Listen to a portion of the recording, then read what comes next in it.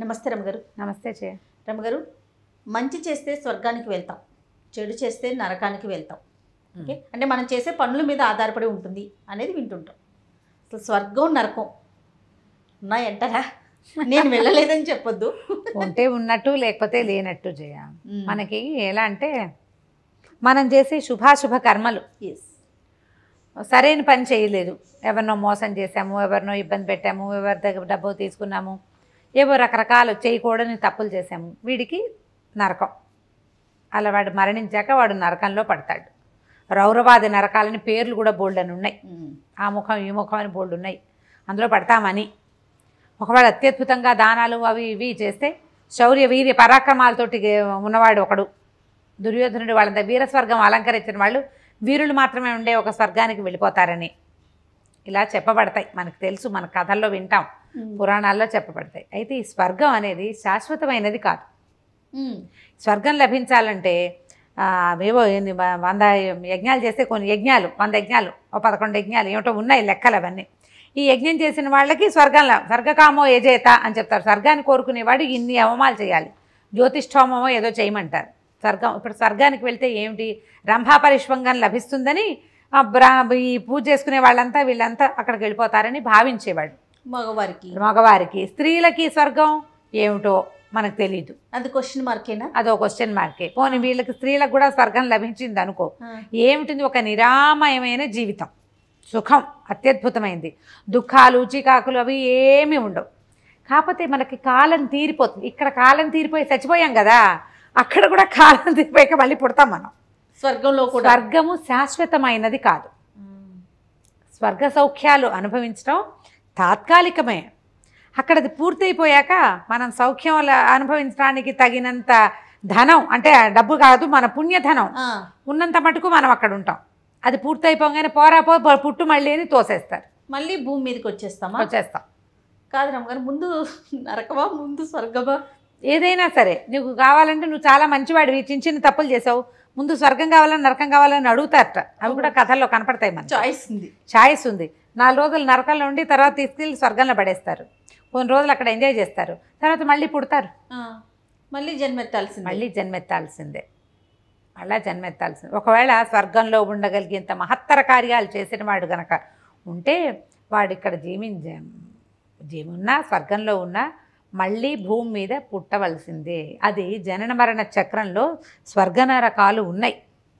నరకంలో శిక్షలు అనుభవించగలిగినన్ని శిక్షలు అనుభవించాక అవి రకరకాల జన్మలు ఎత్తమని మళ్ళీ తోసేస్తారు. ఈసారి మనం మనిషిగా ఏం పుట్టము. వాటి నుంచి దిగొచ్చాక స్వర్గం నుంచి వచ్చిన వాడు మనిషేగా పుడతాడన్న గ్యారంటీ కూడా లేదు. వాడు మళ్ళీ పిపీలికంగానో మిడతగానో లేకపోతే ఈగ మచకము అలా ఏదో పుణ్యం బట్టి ఆధారపడి ఉంటుందంటారా? పాపాన్ని బట్టి ఎలా పుట్టాలి అని అక్కడి నుంచి మళ్ళీ పుట్టి మళ్ళీ మనిషి దాకా వస్తాం. జంతువులుగా ఉన్నప్పుడు మనం ఏం పాపాలు చేసినా మనకు తెలియదు, ప్రజ్ఞ లేదు కదా. వెన్నెముక భూమికి ఇదిగా ఉంటుంది, సమాంతరంగా ఉంటుంది. సమాంతరమైన వెన్నెముక ఉన్న జీవితంలో చేసిన పాపాల వల్ల ఏ ప్రయోజనం ఇది లేదు, ఏ పాపము మనకంటదు.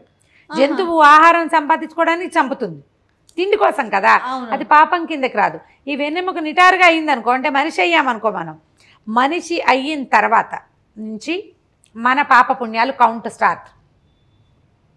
నువ్వు మళ్ళీ నువ్వు పైగా ఏంటంటే కొంతకాలం నేను అదేదో చేశాను, నాకు నరకం లభించింది, నానా చావు చచ్చాను, ఇప్పుడు మళ్ళీ పుట్టాను, జాగ్రత్తగా ఉందామని అనిపించదు. ఒక మాయ మనని కమ్మేస్తుంది. అసలు మనకు తెలియదు కదండి ఏం జరిగిందో. ఎక్కడి నుంచి, స్వర్గం నుంచి వచ్చామా నరకం నుంచి వచ్చామా ఎలా తెలుస్తుంది? ఆ మాయలో అందులోనే చక్రంలోనే తిరుగుతూ ఉంటాం. భూతల స్వర్గం అలాంటి పదాలు వింటుంటాం కదా మనం. స్వర్గం నరకం ఎక్కడో లేవు. ఈ మాయ ఇదంతా ఒకవేళ ఉందని ఒప్పుకున్నా ఇవంతా చక్రమే. నీకు నిన్నటిది తెలీదు, రేపటిది తెలీదు, ఇవాళ ఒకటే నీకు తెలుసు. నువ్వు ఎక్కడి నుంచి ఇందులోకి పుట్టావో, ముందు మనిషికి ఈ మనిషిగా ఉన్న నువ్వు ఇంతకుముందు నువ్వు ఏ మనిషివో, ఏ పిల్లివో, నల్లివో, ఎలకవో, కుక్కవో తెలియదు నీకు. రేపొద్దున నువ్వు మళ్ళీ మనిషిగానే పుడతావో, పాము అయి పుడతావో, ముంగిసు అయిపోతావో తెలీదు. స్వర్గానికి వెళ్తావో నరకానికి వెళ్తావో తెలీదు. కానీ సంథింగ్ ఏదో జరుగుతుంది విష్ణుమాయ అని మాత్రమే మనకు తెలుసు. అంతే కదా. ఇప్పుడు మనకున్నది ఏమిటి, ఈ రోజు అంతే, ఈ జీవితం ఇప్పుడు మనం అనుభవిస్తున్నటువంటి మానవ శరీరపు సౌఖ్యమే మనకు తెలుసు. నీకు అదే తెలిసినప్పుడు ముందుది వెనకది ఉన్నాయని తెలుసు కానీ ఏమిటో తెలియదు నీకు. నువ్వు నమ్మవనుకో, వెనకాలేదు ముందు లేదు, నేను ఇప్పుడే పుట్టా, ఇక్కడి నుంచే నేను అయిపోతాను, తర్వాత ఇంకా ఏమి నేను ఉండను అని నువ్వు భావిస్తే నీ కర్మ. దానికి మనం చేయగలిగేదేం లేదు. మనకి అనుమానం ఉంది, ముందేదో జరిగింది, నేను ఇప్పుడు ఇక్కడ ఉన్నాను, రేపేదో జరగబోతుంది, నాకు అది తెలీదు ఇది తెలీదు, నీకు ఇదొకటే తెలుసు. ఆ తెలియని విషయాల మీద అనుమానం ఉంది, అవగాహన లేదు. లేనప్పుడు ఏం చేయాలి? ఆ లభించబోతుందన్న స్వర్గాన్నో దాటి వచ్చామనిపించిన నరకాన్నో ఆ రెండిటిని మనం ఇక్కడే సమతుల్యంగా ఉండేలాగా ప్రవర్తించాలి. నరకంలో బాధలు పడతాం, స్వర్గంలో సంతోషంగా ఉంటాం. నువ్వు బాధలు పడద్దు, హాయిగా ఉండటానికి ట్రై చేయి. దానికోసం మనం ఏం చేయాలో ఆలోచించు. ఏం చేయాలి? మన చుట్టూతా వాళ్ళని బాగా ఉంచుకోవాలి, నువ్వు బాగా ఉండాలి, నీ ప్రవర్తన మంచిదై ఉండాలి. నువ్వు 100 రూపాయలు సంపాదిస్తే 100 తినేద్దామని, లేదా నీకు 100 వస్తే పక్కవాడికి 1000 వస్తుందని వాడి కోసం ఏడ్చి వాడి దగ్గర నుంచి లాగేసుకుందామని, వీడికి ఎందుకు వస్తుందా అని కుళ్ళుపడి, వాడికి ఏ మార్గం నుంచి వస్తుందో ఆ మార్గాన్ని కట్ చేసి చూద్దామని భావించి ఈ రకమైన ప్రవర్తనా లోపాలతోటి ఉండకు. అరిషడ్ వర్గాన్ని జయించు. దాన్ని జయించి నువ్వు కనుక సజావుగా ప్రవర్తిస్తే ఎక్కడో లేదు స్వర్గం, ఇక్కడే ఉంది కనిపిస్తుంది. ఒకవేళ నువ్వు దీన్ని జయించలేదు, ఇంకా నరకానికి నువ్వు ఎక్కడికో ఎందుకు వెళ్ళాలి? నీ మనసులోనే అగ్నిగుండాలు ఉన్నాయి, అదే నీ నరకం, ప్రత్యక్ష నరకం. ప్రత్యక్ష నరకాన్ని అనుభవించద్దు. భూలోకంలోనే భూతల స్వర్గాన్ని అనుభవించడానికి ప్రయత్నం చేసుకోవాలి ప్రతి వాడు కూడా. ఎందుకంటే కన్ను మలిపితే మరణం సంభవించవచ్చు. ఏ క్షణాన మనం ఇది దాటేసి ఈ శరీరాన్ని వదిలిపెట్టి వెళ్ళిపోతామో తెలియదు. అలాగని భయపడుతూ ఉండద్దు, హాయిగా ఉండు. మనం ప్రజెంట్ జీవిస్తున్న జీవితంలో మనం హాయిగా ఉండి మన చుట్టుపక్కల ఉన్న వాళ్ళని హాయిగా ఉంచి మనతో ఉన్న వాళ్ళని కూడా సంతోషంగా ఉంచగలిగితే స్వర్గం ఇక్కడే ఉంది. నీకు సంతోషం లేదు, నీ చుట్టుపక్కల వాళ్ళకి నరకం చూపిస్తావు, నువ్వు నీకేముంది? నువ్వు కూడా అదే అనుభవిస్తావు, అదే ప్రత్యక్ష నరకాన్ని నువ్వు కూడా అనుభవించాల్సి వస్తావు కదా. కాబట్టి వాటి గురించి ఆలోచించద్దు, దీన్ని సరిగ్గా చేసుకోవడానికి ప్రయత్నం చేయండి, అంతే. తప్పకుండా రమ్మగారు. నమస్తే. నమస్తే జయ. నమస్తే రమ్మగారు. నమస్తే జయ. రమ్మగారు, దెయ్యాలు, పిశాచాలు, రాక్షసులు స్టోరీస్ చెప్తా ఉంటారు కదా, ఒకటి చెప్పండి అండి. సరదా పిశాచాలు కదా చెప్తామా? ఓకే. ఒక పల్లెటూరులో పడమటి వైపు ఒక పెద్ద శ్మశానం ఉందట. దాని మీద దాంట్లో లోపలికి వెళ్తుంటేనే బ్రహ్మాండమైన చింత చెట్లు ఒక 3-4 ఉన్నాయి, చిన్న చింతలతో. దాని నిండా ఎన్నో పిశాచాలు కాపురం ఉండేవి. అయితే వాటిలో ఒక కుర్ర పిశాచం ఉండేది. అది పాపం పెళ్లి చూపులు సంబంధాలు అవి చూస్తూ ఉండగా సంసార జీవితం పట్ల ఆసక్తి కలిగి ఉన్నప్పుడు చచ్చిపోయింది. పెళ్ళవల పాపం దానికి సంసార జీవితంలో మధురిమలు అనుభవించలేదని చాలా దుఃఖంగా ఉండేది దాన్ని. అందుకని రోజు చెప్పేది, పెళ్లి చేసుకుంటానబ్బా నేను అని, పెళ్లి చేసుకోవాలి అనేది. మిగిలిన వాళ్ళంతా తలా ఒక మాట్లాడి వాళ్ళు, ఒక ఆవిడ అనేది ఏం చేసుకుంటావు పెళ్ళి, ఒక పిశాచి చెప్పేదనమాట. అత్త ఆడపడుచు పోరు చాలా ఎక్కువ, వాళ్ళ పోరు పళ్ళకి ఊరిపోసుకున్నాను, నేను ఇక్కడికి వచ్చాను, పెళ్ళొద్దు, పేరెంట్ వద్దు, హాయిగా కులాసాగా ఉన్నాం, రాత్రి అయితే ఇక్కడికి ఎవడైనా వస్తే వాడిని చెడుకు తింటూ సంతోషంగా ఉన్నాం, పెళ్ళొద్దు అన్నది. కానీ కుర్ర పిశాచానికి మాత్రం పెళ్లి చేసేసుకోవాలని కోరిక. కొన్నాళ్ళకి మిగిలిన వాళ్ళు సరే అంత వెంపర్లాడుతోంది కదా, పోనిద్దామని సరే వెళ్ళు అన్నారు. అత్త ఆడపడుచు లేని సంబంధమే వెతుక్కుంటానని చెప్పి ఏం చేసింది, ఒక చక్కటి అమ్మాయిగా మారి ఒక ఊరికి యువతల ఉన్న అడవిలో కూర్చున్నది. అడవిలో కూర్చునేసరికల్లా ఒక మంచి బలిష్టంగా ఉన్న ఒక కుర్రవాడు కనపడ్డాడు. బాగున్నాడు. ఎవరమ్మా ఈ రాత్రిపూట ఇక్కడ కూర్చున్నావు, ఏమిటి సంగతి అని కేకేస్తే పిల్లంది, నేనేం చేయను, అమ్మా నాన్న లేరు, అన్ని ఊళ్ళు తిరుగుతున్నాను, ఎవరు లేరు, అనాథని అని కాస్త వలవల ఏడవడానికి సరిపడా దుఃఖించింది. కాస్త దుఃఖిస్తే ఇతను అన్నాడు, దాందేముంది, ఏదో ఒక ఊరు చేరి ఎవరినైనా పెళ్లి చేసుకుంటే సరే, వాళ్ళే మీ అమ్మ నాన్నగా ఉంటారు, వాళ్ళ అత్త మామని, ఇల్లు వాకిలి ఉంటాయి, ఏముంది అన్నాడు. అంటే నన్ను ఎవరు పెళ్లి చేసుకుంటారండి, ఎవరు లేని దాన్ని అంది. ఎందుకు చేసుకో, నిక్షేపంగా చేసుకుంటారు, నేను చేసుకుంటా పట్టు అన్నాడు. అనేసరికల్ మీకెవరు లేరా అంది. లేకేం అమ్మా నాన్న లేరు, కానీ నాకు లంకంత కొంప ఉంది, నేను ఒక్కడే, నాకు పిల్లనిచ్చే వాళ్ళు ఎవరు లేరు, పద మన ఇద్దరం పెళ్లి చేసుకుందామని ఆ అమ్మాయిని వెంబడి తీసుకుపోయాడు. పెద్ద ఇల్లు ఊరు మొదట్లో వాళ్ళది, లంకంత కొంపే నిజంగానే. చక్కగా ఇంట్లో అన్ని సౌకర్యాలు ఉన్నాయి. రాత్రి తీసుకెళ్ళి ఇంట్లో ఒక గదిలో పడుకోమన్నాడు. తెల్లవారు లేచి ఎవరో పురోహితుడిని కేకేసుకొచ్చాడు, ఓమని పెళ్లి చేసుకున్నారు. కుర్రాడు కుర్రదీను బాగున్నారు. 2-3 రోజులు 4 రోజులు పోయాక భర్త ఒకనాటి రాత్రి నిద్రపోతుండగా మన కుర్రపిశాచం ఏం చేసింది 12 అయ్యాక చక్కగా బయలుదేరి తమ పడమటి శ్మశానం ఉంది కదా అక్కడికి పోయింది. ఆ చెట్టు నిండా పిశాచాలు రెడీగా కూర్చుని ఈ అమ్మాయి మనిషి వేషంలోనే వెళ్తోంది. అక్కడికి వెళ్తుంటే ఎవరో వస్తున్నారు, పట్టండి, చంపండి, కొట్టండి, పీకని, లాగండి అని అన్ని కేకలు పెట్టినాయి. కేకలు పెట్టి ఈ పిల్ల పక్కపక్క నవ్వేసి తన ఒరిజినల్ రూపంలోకి వచ్చేసి ఆశ్చర్యపోయి, ఏమే వారమైంది వెళ్ళి ఇప్పటికి వచ్చావు, ఎవడైనా కుర్రాడు దొరికాడంటే బ్రహ్మాండమైన దొరికాడు, చక్కగా పెళ్లి చేసుకున్నాను, ఎంతో సుఖ సంసారం నడుస్తోంది, అసలు అభిప్రాయ భేదాలే లేవు, హాయిగా ఉన్నాను నేను అంటే, నీ మొగుడు ఎట్టాటివాడు అంటే, నా మొగుడు మాణిక్యం లాంటివాడు, ఒక్క మాటకు అడ్డం పెట్టడు, ఏ కూర చేస్తానంటే ఆ కూర చేయమంటాడు, ఎక్కడ పడుకుందామంటే అక్కడ పడుకొని ఇస్తాడు, చాలా బాగుంది నా జీవితం, ఎంత బాగుందో, భలే హాయిగా ఉంది, దీనికోసమే నేను ఇంతకాలంగా ఇదైపోతున్నాను అని చెప్పింది. సరే 12:30 1 గంట అవుతుంటే సరే నేను వెళ్ళొస్తా, కొత్తగా పెళ్ళయింది, మా ఆయన ఏమనుకుంటాడో ఏమిటో, లేస్తేను వెళ్తాను, మా ఆయన లేచే టైం అయిపోతుందని బయలుదేరితే పిశాచాలన్నీ ఆపే, వస్తే నీ దుప్పదగా పెళ్లి చేసుకున్నావు, వింది ఇవ్వవా మాకు అనేసరికి అమ్మాయి ఏమంది, సరే పోనీ వాళ్ళకి 4 రోజులు పోయాక ఓ రోజు రాత్రి వచ్చేయండి, 12 అయ్యాక మనం పార్టీ చేసుకుందాం అని చెప్పింది.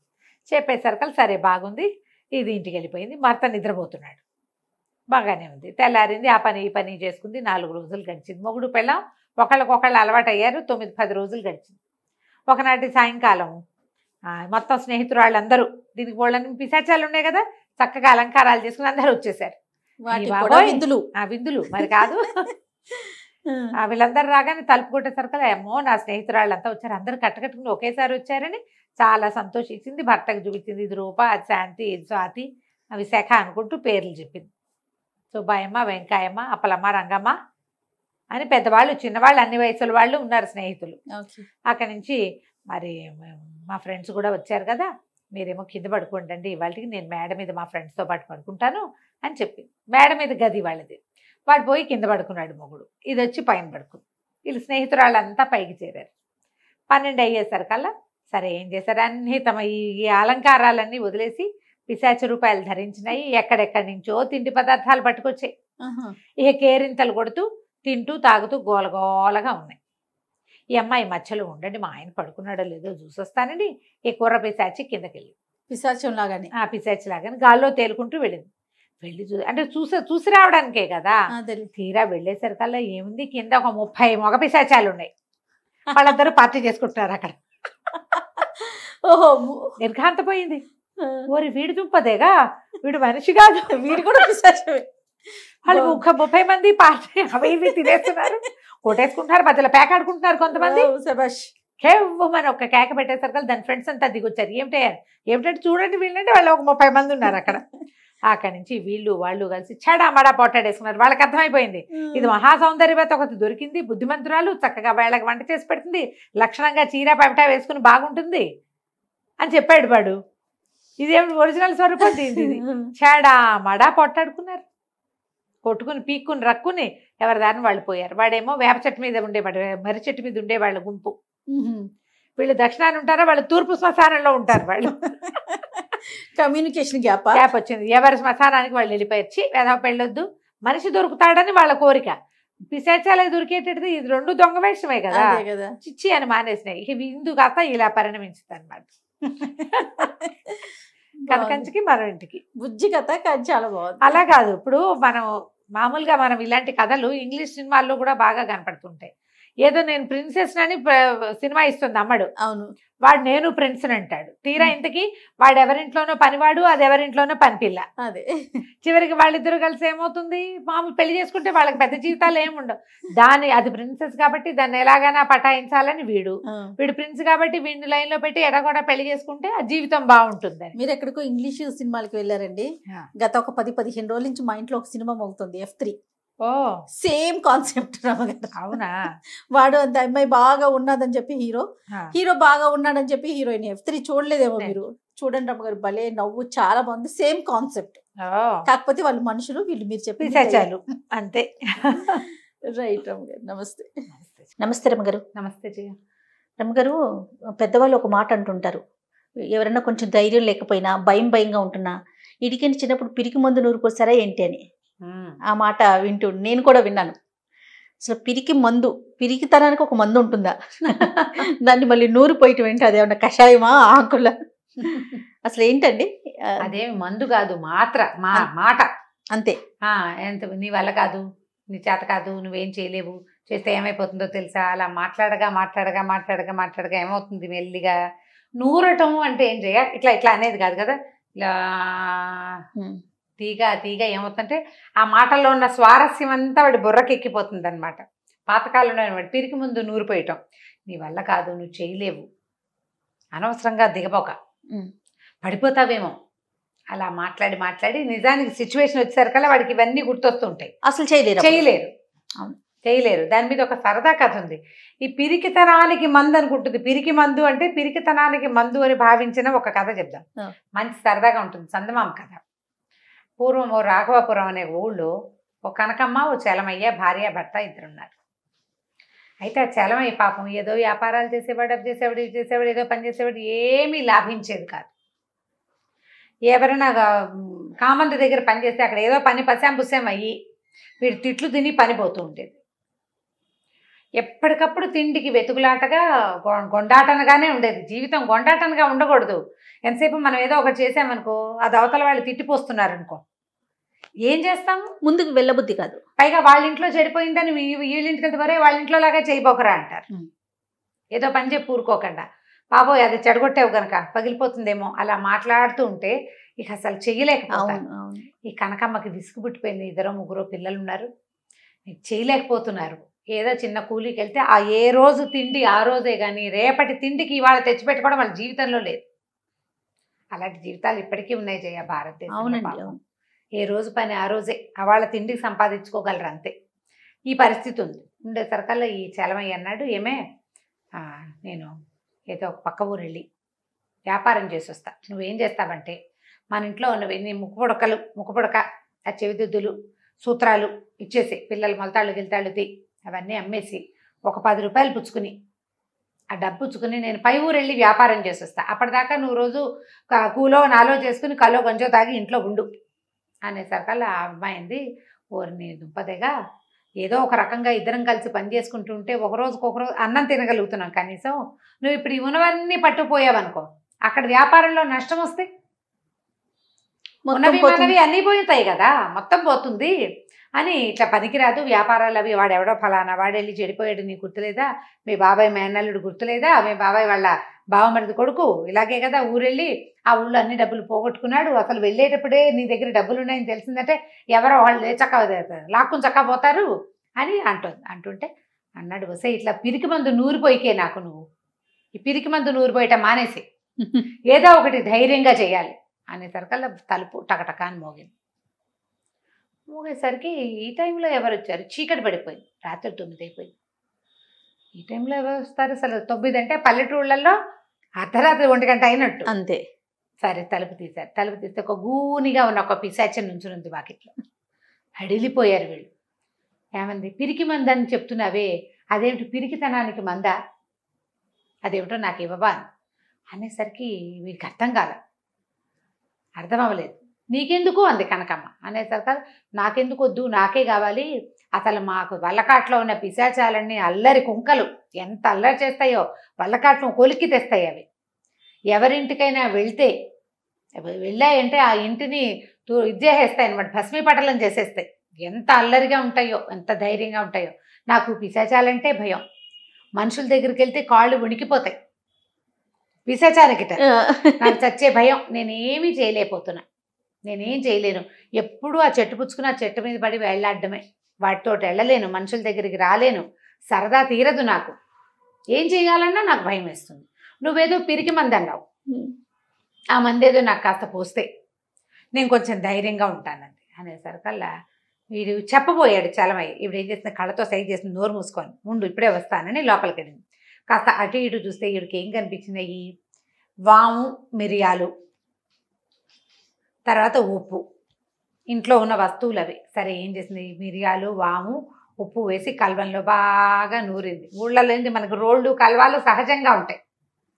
కల్వ అంటే తెలుసు కదా, ఇట్లా ఉంటుంది మందులు నూరేది. అవునండి. దాంతో ఇలా నూరాలి, ఇట్లా ఇలా చేస్తారు. దంచేది కాకుండా గుండ్రాయిలాగా గుండ్రాయిలాగా అంటే పొడుగ్గా ఉంటుంది, దాన్నేమో దీంట్లో నూరుతారు. సరే నూరింది. నూరి ఒక గ్లాసులో తీసుకొచ్చి ఇదిగో పిరికి మందని ఇచ్చింది. అంతకుముందు గూనిగా ఇలా ఉన్న పిశాచం కొంచెం లేచింది, బాగా ధైర్యం ఒక రవ. మందు కదా, అదేలేండి, మందు వేసుకుంటే వచ్చేది ధైర్యం అని చెప్పాక ఈ మందు వేసుకున్నాక ఈ కనకమ్మ ఏం చెప్పిందంటే, అసలు ఈ మందుకి ఎంత శక్తి ఉందో తెలుసా, మా ముత్తాత వాళ్ళ తాత అంతకుముందు పల్లెటూళ్ళలో ఉండేవాడు. ఈ మందు తాగేకే మా వంశానుచానంగా వస్తోంది మందు. ఈ మందు తాగేకే ఆయన రాజుగారి సైన్యంలో పెద్ద సైన్యాధికారి అయిపోయాడు.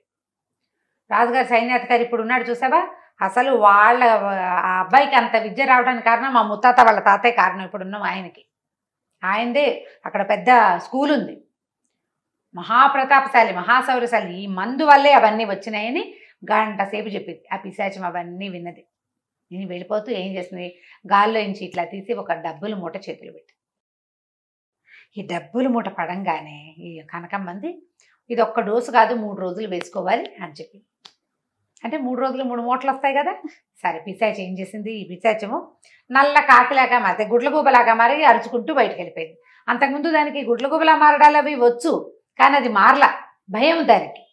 ధైర్యం వచ్చింది కదా, ఇప్పుడు ఫలానా ఈ మందు తాగడం వల్ల ఫలానా ఆయన ఎవరో సైన్యాధ్యక్షుడు అయిపోయాడు అంటే మనం కూడా అయిపోతాం. అంతకుముందు వంగిపోయి ఇట్లా ఉన్నది కొంచెం పర్వాలేదు, ఒక మాదిరిగా నుంచుట్టు ఉందన్నమాట. సరే 2వ రోజు వచ్చింది. వీళ్ళు ఏమనుకున్నారు, డబ్బుల మూట కొంచెం బరువుగానే ఉంది, బోల్ డబ్బులు అనుకున్నారు. మర్నాడు పొద్దున్న పప్పులు సామాన్లు తెచ్చేసుకుని మర్నాడు సాయంకాలం మళ్ళీ వచ్చింది గూని పిశాచం. అంత గూనిగా లేదు, కొంచెం గూనిగా ఉంది. సరే ఈవిడేం చేసింది, అసలు రాజులు వాళ్ళ వంశచరిత్రలు, ప్రతి రాజుగారి అబ్బాయిలకి ఎట్లా ఈ మందు నూరిపోస్తారు, పిరికితనం ఎలా పటాపంచలైపోతుంది మొత్తం చెప్పింది. మొత్తం ఒక 2 గంటల సేపు బాగా అర్థమయ్యేలా చెప్పింది. మళ్ళీ మందు నూరి గ్లాసులో పోసి ఇచ్చింది. ఆ పిశాచం తాగేసింది. ఈసారి అలా ఉన్నది ఇంకా కొంచెం స్ట్రైట్గా అయింది. ఇప్పుడు మళ్ళీ కూడా గాల్లో నుంచి ఒక 100 నాణ్యాలు ఉన్న మూట తీసి కనకమ్మ చేతిలో పెట్టి ఈసారి పెద్ద నల్ల బిల్లిగా మారి పరిగెత్తుకుంటూ వెళ్ళిపోయింది అక్కడి నుంచి. మొదట చిన్న గుట్లగొబ్బగా మారింది, ఇప్పుడు పిల్లిగా మారింది. సరే 3వ రోజు మళ్ళీ వచ్చేసరికల్లా సరే ఇది బాగా ఈవిడ వర్ణించి చెప్పింది. నువ్వు నాకేం చెప్పక్కర్లేదు, నేను చాలా చేశాను ఈ 2 రోజుల్లో, నా సరదా తీరే రోజు వచ్చింది. గట్టిగా మాట్లాడింది అనమాట. పిశాచానికి గూన్ లేదు, స్ట్రైట్గా నిలబడి ఉంది అది. సరే ఈవిడ మళ్ళీ మందు నూరింది, ఆ మందు చేతిలో పెడితే వెళ్తా అని వెళ్ళిపోబోతుంటే కనకమంది అదేంటి 2 రోజులు 2 మూటలు ఇచ్చావు, ఇవాళ మూట ఇవ్వవా అనగానే, నువ్వు నన్నే మూట అడుగుతావా, నీకు ఇంత శక్తి అని పెద్ద రాబందులాగా మారి ఇంత పొడుగున 4 జాపి గాల్లో ఇంచి తను ఆల్రెడీ వాళ్ళకి ఇచ్చిన 2 మూటలు లాగేసుకుని ఒకటే పరుగు వెళ్ళిపోయింది. అక్కడి నుంచి ఈ రాబందు పెద్దగా కేకలు పెట్టడము, అరవటము, అది కీమ నడిచేసరికి చుట్టుపక్కల వెళ్ళే వాళ్ళంతా చేరిపోయారు. ఏంటి అని ఏదో కంగారు పుట్టింది, తలుపులు పగలగొట్టుకుని వెళ్ళిపోయింది అది రాబందు. బయటికి వెళ్ళిపోయేసరికి చుట్టూతా ఇళ్ళ వాళ్ళంతా చేరారు. ఏమైందంటే ఇద్దరు కలిసి లబోదిబోమని నడిచారు. 2 రోజుల నుంచి పిరికితనం పోవడానికి పిశాచానికి మందిస్తే గూని పిశాచం ఒకటి వచ్చిందంటే చుట్టుపక్కల ఇళ్లలో ఒక ముసలాయన చెప్పాడు, అవును ఈ మర్రి చెట్టు మీద ఒక గూని పిశాచం ఉంటుంది, అది ఇట్లా వంగి నడుస్తుంది, పిశాచాలను చూస్తారు ఆ ఊళ్ళో వాళ్ళు. దాంతో గూని పిశాచానికి ఇప్పుడు రాబందైపోయే శక్తి వచ్చింది. జనాలంతా ఎవరి దారిని వాళ్ళు మాట్లాడుకుంటూ పోయారు. వీళ్ళు ముందు రోజు 4 వస్తువులు తెచ్చుకున్నారుగా, అదే మిగిలింది. అయితే కనకమ్మ మెల్లిగా ఆలోచించుకోవడం మొదలెట్టింది. పెద్ద దారిపోయే పిశాచానికి మనం ఇచ్చిన మందే ఉంది, వాము మిరియాలు ఉప్పు, అది మనం రోజు వేసుకునేది. పనిచేసింది ఏమిటి, మందు కాదు, మాటలు పనిచేసినాయి. మనం ధైర్యం చెప్పడం, బాగా చెప్పడం వల్లే పనిచేసినాయి. ఈ మొగుడు చచ్చుగా ఉన్నవాడికి 4 మంచి మాటలు చెప్తే సరిపోతుంది కదా అని ఇక మొగుడిని ఊరు బదులు వెళ్తానంటే ఒప్పుకోకూడదు, కాస్త వాడికి ధైర్యం చెప్పాలని పడుకుని నిద్రపోయింది. తెల్లారు లేచి వాకిట్లో కళ్ళాపి చల్లేసరికి అవతల ఇంట్లో ఉన్న ఒక ముసలాయన ఒక 10-12 ఏళ్ల పిల్లాన్ని చేత్తో పుచ్చుకొచ్చాడు. ఏమే కనకమ్మ, నువ్వు గూని పిశాచానికి మంది ఇచ్చావు కదా, ఆ మందేదో మా పిల్లాడికి వీడికి చచ్చే భయం, బాత్రూమ్కి వెళ్ళడానికి కూడా రమ్మంటాడు అని నీ కష్టం ఉంచుకొని లేని 10 రూపాయలు చేతిలో పెట్టాడు. రోజు కూలికి రూపాయి వచ్చే రోజు అది. 10 రూపాయలంటే అదే ఇంట్లో ఉన్న వస్తువులతో ఏమీ లేదు, అది పెద్ద వస్తువు కూడా కాదు. ఆ 10 రూపాయలు రొంటిని పెట్టుకుని రారా కుర్రాడని వాడి దగ్గర కూర్చోబెట్టుకుని వాడికి ఏవో 4 ముక్కలు చెప్పి ఇంతమంది ఇచ్చింది. సాయంత్రానికి 6-7 వచ్చారు. బాగుంది, ఒట్టి మాటలే కదా. ఇప్పుడు నువ్వు మాటని సరిగ్గా తీసుకోవటం నీకు చేత కావాలి, అంతే.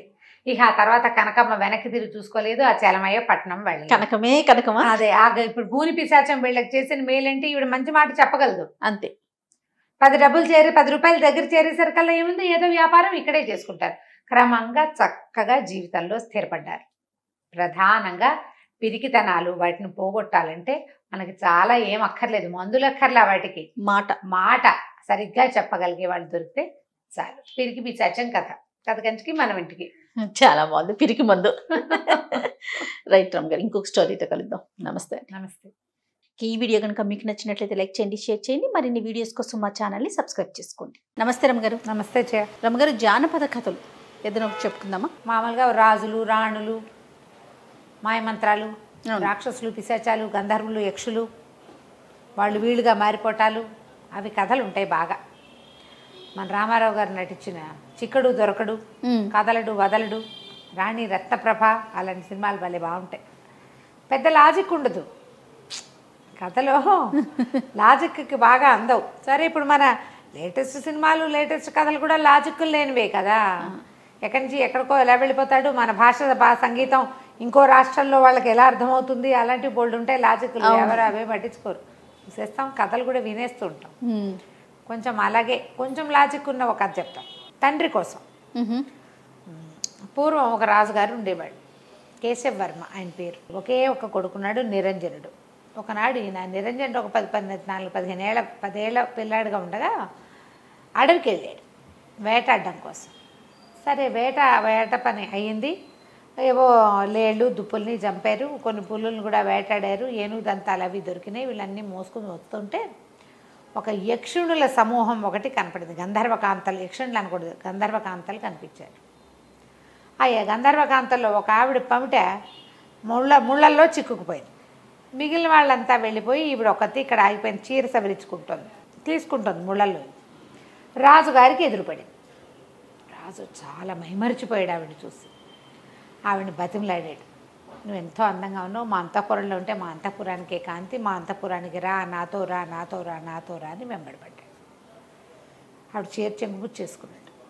ఆమె విదిలించుకోబోయింది, ఆయన వదిలిపెట్టల. నువ్వు బతిమలాడడం మొదలుపెట్టాడు. నువ్వంటే నాకు చాలా ఇష్టం, నువ్వు భలే ఎంతో చక్కగా ఉన్నావు, అద్భుతంగా ఉన్నావు, నాకు నచ్చావు, అంతఃపురంలో ఉండు, నాతో ఉండు, నా జీవితాన్ని సార్థకం చేయి, మా జన్మ చరితార్థం చేయి, మా ఇల్లు పావనం చేయి.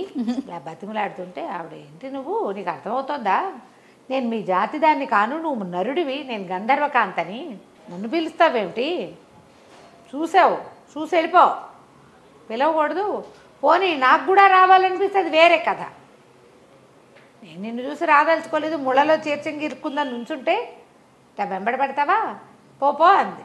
అయినా ఆయన వదిలిపెట్టలే, బతిమలాడడం మొదలెట్టాడు. దాంతో ఆవిడంది, నీ కళ్ళ వల్ల కదా ఇది వచ్చింది, నేను చూడంగానే నేను మైమర్చిపోయానని చెప్పాడు. కళ్ళు నీకు ఈ పిచ్చను కలిగించాయి, నీ కళ్ళ వల్లే నువ్వు ఇలాంటి వ్యామోహంలో పడ్డావు, నీ కళ్ళు పోతాయి, గుడ్డివాడివి అయిపోతావు నువ్వని చెప్పించి ఒక్క విదిలించుకొని రయ్యమని వెళ్ళిపోయింది. రాజుగారి కళ్ళు 2 పోయినాయి. ఏం చేస్తారు, ఆ గుడిగా రాజుగారిని మోసుకొని తెచ్చుకున్నారు. ఎన్ని వైద్యాలు చేసినా ఆ కళ్ళు రాలా. అయితే ఒక మంత్రవేత్త ఒక ఆయన వచ్చి, శాపం వల్ల పోయిన కళ్ళు వరం వల్ల రావాలి, శాపానికి అవసానం ఏదైనా ఉండాలి, ఎవరు శపించారో వాళ్ళే దీన్ని సరిచేయగలరు అని చెప్పి వెళ్ళిపోయాడు. జనం అంటున్నారు, ఆమె ఎవరో గంధర్వకాంత ఎక్కడో కనపడింది, శపించింది, ఈయనకి వెళ్ళికాడు, అనవసరం కావిడి పాపం, అంత అడగకుండా ఉంటే వదిలేసేది. ఇబ్బంది పెట్టాడని ఈ పని చేసింది అనేసరికి గంధర్వకాంతల దగ్గరికి ఎవరు వెళ్తారు. కానీ రాజుగారి అబ్బాయి నిరంజనుడు అప్పటికి 20 ఏళ్ళు వచ్చాయి, 10 ఏళ్ల పాటు ట్రై చేశారు.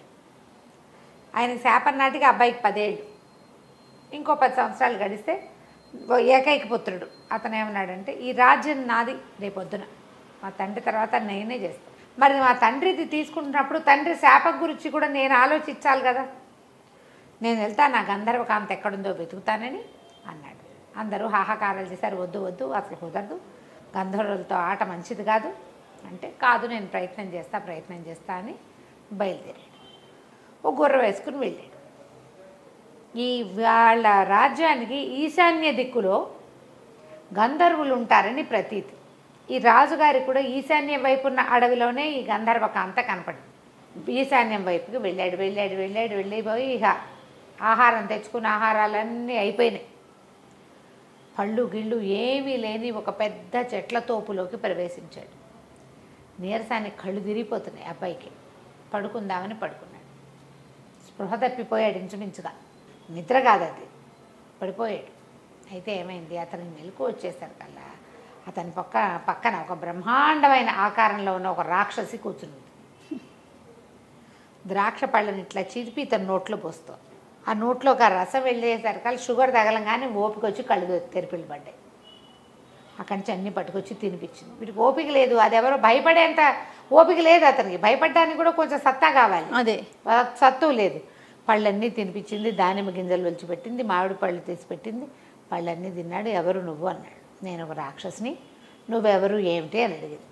నేను నా పేరు నిరంజనుడు, ఫలానా రాజుగారి అబ్బాయిని. మా తండ్రికి శాపం తగిలింది, దాన్ని నివారింపజేయడానికి వెళ్ళాను. నీకు గంధర్వులు ఉండే వనం తెలుసా అంటే, గంధర్వులను కలుసుకోవాలంటే గంధర్వ లోకానికి వెళ్ళాలంటే నువ్వు ఆకాశంలోకి వెళ్ళాలి, నేల మీద నడిస్తే ఎలా కుదురుతుంది అంది రాక్షసి. అలా కాదు, నీకేదో శక్తులు ఉన్నట్టే ఇక్కడ ఒక్క పండు లేని ఇక్కడ ఇన్ని పళ్ళు పట్టుకొచ్చి తినిపించావు, నాకు సహాయం చెయ్యి అన్నాడు. చెయ్యంటే సరే ఆలోచించి రాక్షసి ఏమందంటే, నేను గంధర్వ లోకంలోకి నాలాంటి వాళ్ళకి ప్రవేశం ఉండదు, తీసుకెళ్ళి బయట దిగబడుస్తా, మరి ఆడిన వాటి తప్పకుండా నేను కోరిన కోరిక తీరుస్తావా అంది. నువ్వు ఏమడిగినా తీరుస్తా, గంధర్వ లోకంలో వదిలిపెట్టున్నాను అన్నాడు. సరేనని ఈ రాక్షసి ఏం చేసింది, ఇతన్ని ఎత్తుకుని తీసుకుపోయి గంధర్వలోకపు వాకిట్లో వదిలిపెట్టింది. నువ్వు లోపలికి వెళ్ళొచ్చు, మానవులకు ప్రవేశం ఉంది, రాక్షసులకు ప్రవేశం లేదు, నేను ఇక్కడే ఉంటాను, నువ్వు పోయిరా అనేసరికల్లా సరే ఏం చేశాడు, లోపలికి నడుచుకుంటూ పోయాడు. ఎంత బాగున్నాడో కుర్రాడు. ఈ కథల్లో రాకుమారులంతా భలే బాగుంటారు ఏమిటో. ఎంతో బాగున్నాడు.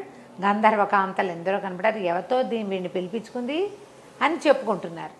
సరే ఒకళ్ళిద్దరు సాహసించి, ఎవరబ్బాయి ఎక్కడి నుంచి వచ్చావు, ఏ ఊరు మీది, ఎవరి కోసం వచ్చావు అని అలా పలకరించారు. పలకరిస్తే ఒకళ్ళు సరస్సల్లాపలాడతారు, ఫ్లాటీగా బిహేవ్ చేస్తారనమాట. వాళ్ళు వీళ్ళు, అబ్బో భలే బాగున్నావు, ఏది ఇట్రా ఒకసారి, ఆ చెయ్యొద్దు అది ఎత్తు, కత్తుందని నీ దగ్గర, ఇలాంటివేవో కబుర్లు చెప్పారు. మాట్లాడిస్తే సరే ఒకళ్ళిద్దరు అన్నారు, ఇటు ఎంతసేపు కవ్విస్తే ఎట్లా, పాపం మానవుడు, వీడికి ఆహారం చూద్దామని తీసుకుపోయి ఏదో తిండి పెట్టారు.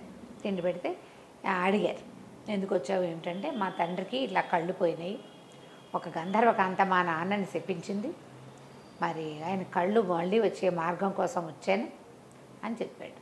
అప్పుడు వీళ్ళంతా ఆలోచించుకున్నారు, ఎవరు మనలో ఎవరైనా మానవుడిని శపించింది ఎవరు చూసి, అప్పుడు గంధర్వ రాజకుమార్తె అయిన పుష్పోత్తమ ఆవిడ పేరు, ఆవిడే ఆ చీర ముళ్ళల్లో చిక్కుకున్నది ఆవిడకి.